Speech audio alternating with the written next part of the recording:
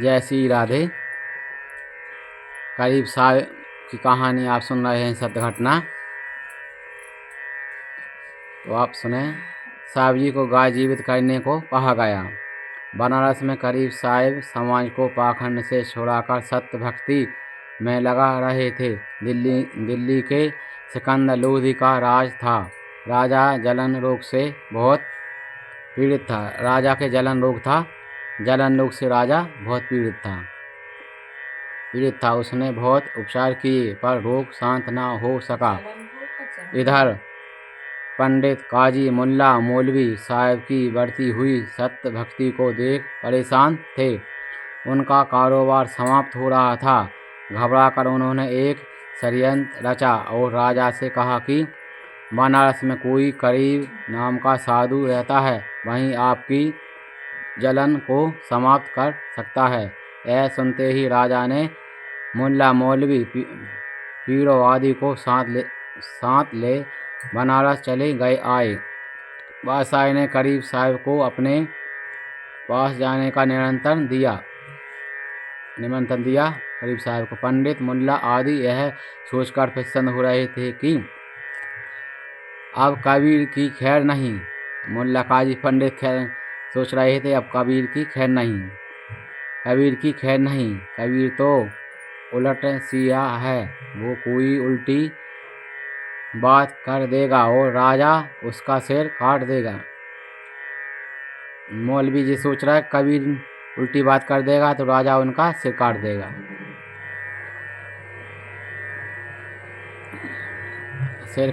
पर हुआ उल्ट। साहब के दर्शन पाते ही बादशाह का जलन रोग शांत हो गया। उसने गहरे सुख की अनुभूति की। उसने दिल में साहब के प्रति प्रेम उत्पन्न हो गया। वो साहब का बहुत ही आदर सत्कार करते हुए राज दरबार में ले गया और अपने सिंहासन पर बिठाकर स्वयं उनके चरणों के पास बैठ गया। यह देख काजी, पंडित, मौलवी को बहुत ईर्ष्या हुई। राजा का पीर गुरु शेख तकी का हृदय तो मारे ईर्ष्या के जल गया। सबने तकी के पास सबने तकी के पास जाकर कहा कि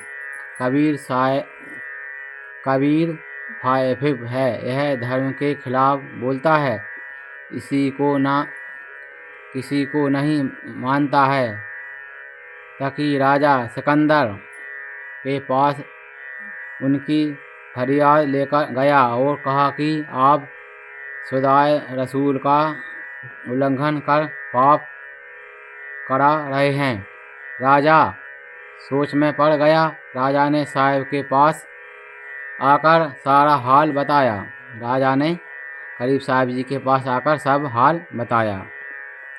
राजा ने कहा कि आपको खुदा का ही रूप मानता हूँ, पर इन लोगों की शंका का समाधान करो। साहब ने उनकी शंका का समाधान करना स्वीकार कर दिया। राज दरबार लगा हुआ था। साहब भी वहाँ मौजूद। शेख तकी धर्मगुरु होने के साथ साथ राजा का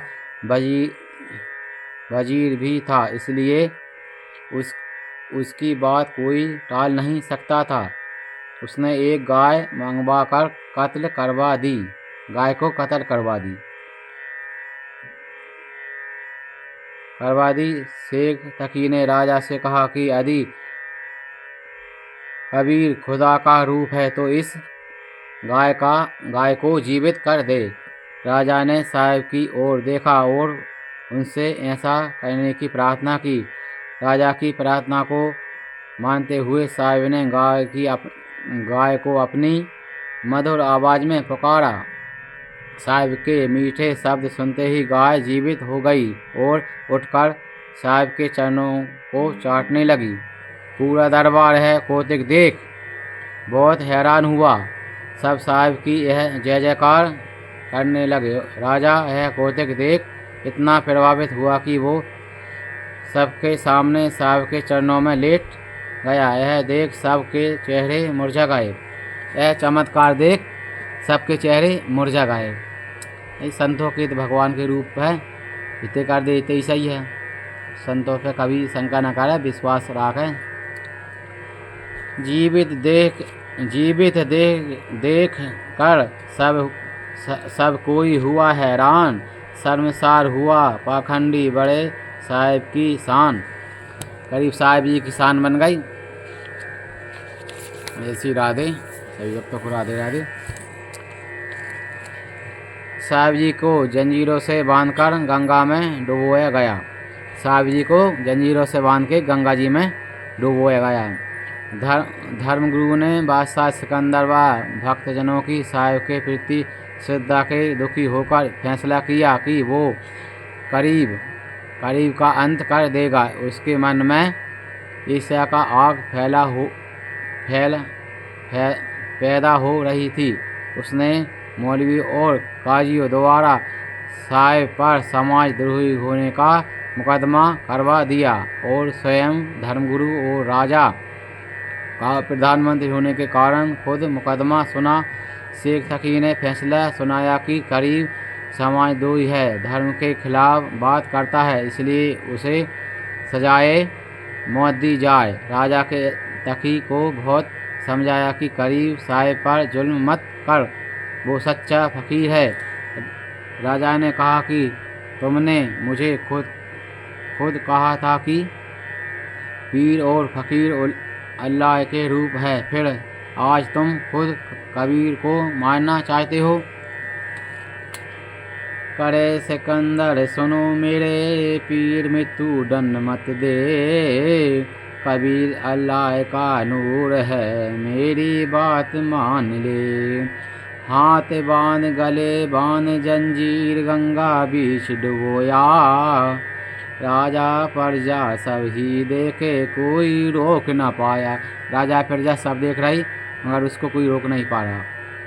पीर शेख तकी ने राजा से कहा कि तुम मेरी बात मान लो, नहीं तो मैं तुम्हें साप दे दूंगा। उसने अपना मुष्ट पृथ्वी पर पटक दिया। राजा डर गया। साहिब ने राजा से कह दिया था कि शेख तकी को करना चाहता है उसे करने दो, आप मत रोको। बादशाह सिकंदर ने साहिब को मारने की आज्ञा नहीं दी, पर तकी ने यह कह दिया था कि आप जो करना चाहे वो करो। शेख तकी के सिपाहियों को आज्ञा दी कि कबीर को गंगा नदी के किनारे ले चलो। सिपाही साहिब को पकड़कर वहाँ ले गए। तब शेख तकी ने आज्ञा दी कि नाव पर कबीर को बिठाकर गंगा के बीच ले चलो और वहाँ डूबने के लिए छोड़ दो। चारों ओर पाखंडियों का शोर मचा हुआ था कि देखो कबीर को जंजीरों से बांधकर गंगा जी में छोड़ रहे हैं, पर साहिब तो शांत भाव से मुस्कुरा रहे थे। सैनिक साहिब को गंगा के बीच में डुबोकर चले गए। यह दृश्य पूरी जनता देख रही थी। राजा भी वहाँ पर मौजूद था। यह कौतुक देख सब हैरान हो गए कि साहिब गंगा के लहरों में मृगशाला पर बैठे मुस्कुरा रहे थे। उनके सभी बंधन टूट चुके थे। जंजीरें पुष्पमालाएं बनकर साहिब के गले में पड़ी दिख रही थी। भक्तजन यह